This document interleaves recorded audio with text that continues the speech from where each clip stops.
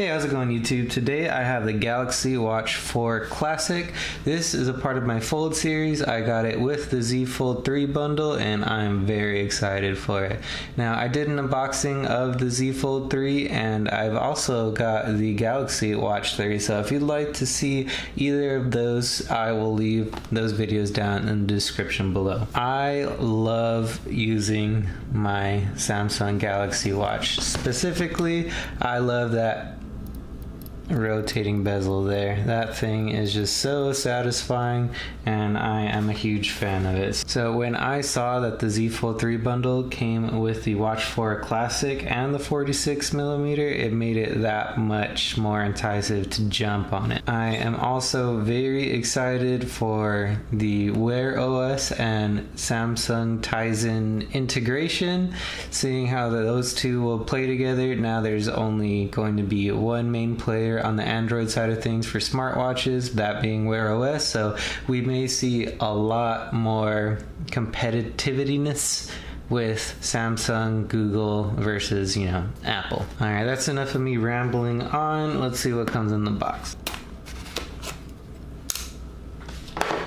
Okay.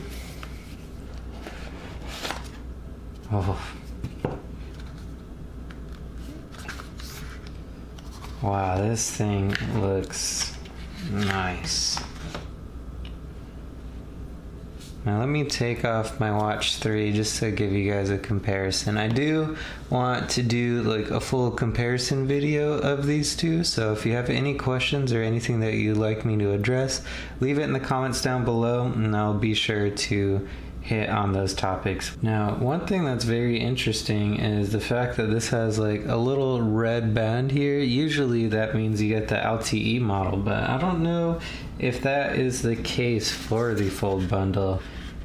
Yeah, no, see, it says just Wi-Fi and GPS up there. Does not look like the LTE bundle, which is completely fine for me. I definitely don't mind that. But one thing that is concerning is if you do have an older Galaxy Watch and you went with the higher tier model, then all of your watch bands are going to be 22mm.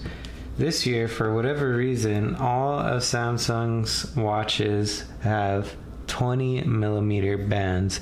So if you had that bigger watch and you wanted to use your old bands, they're just simply not going to fit on this. I think they did that just to save costs for some reason, to only have to make one set of bands for both size watches. I'm not really too happy about that, but we'll see. We'll see how it goes. Here, let me put this bad boy on the wrist here.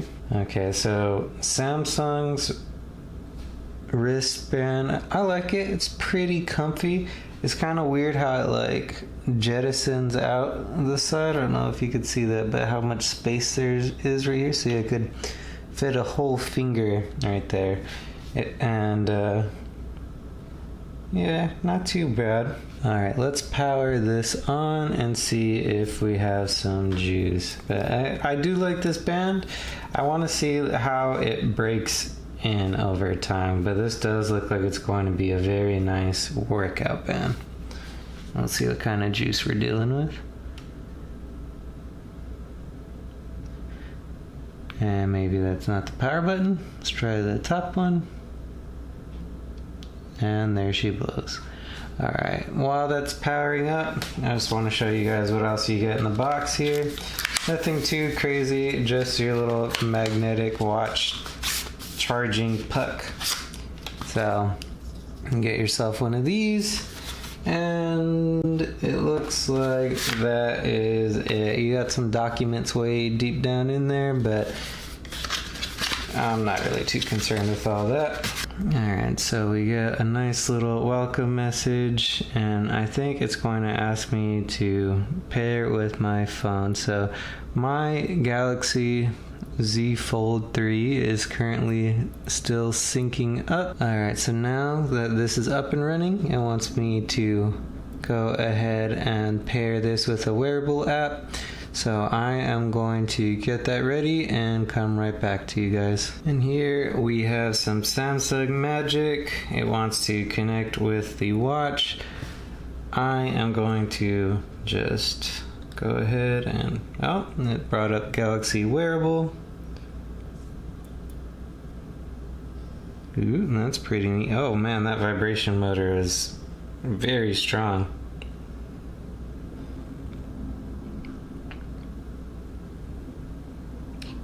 Full disclosure, the Z Fold 3 is still very fresh and brand new. So not all of the apps are uploaded onto it. And this is pretty much just an entirely fresh experience. Alright, now it's going to go ahead and get my watch ready. As you can see, the Galaxy ecosystem is honestly, it's so much better than it was like 2 years ago.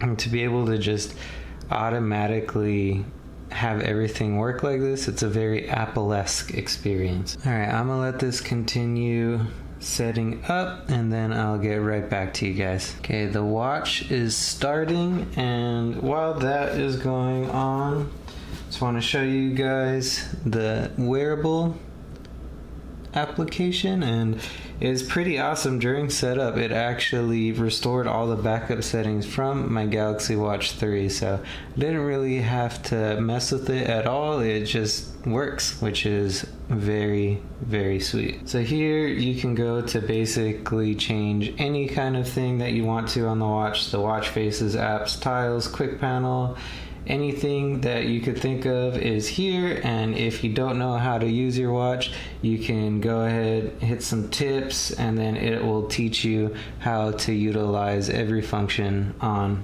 the watch. All right, we have the watch here. It says take a tour of your watch. Let's go ahead and give that a start.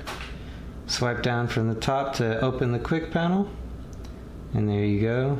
Swipe up to go back to the watch face. Yep. For apps, swipe up from the bottom edge. Oh, that's pretty neat. Swipe down and go back to the watch face. Notifications, swipe right. Tap to open. Swipe right from the edge to go back to the previous screen. And to go back to the watch face. For tiles, swipe left.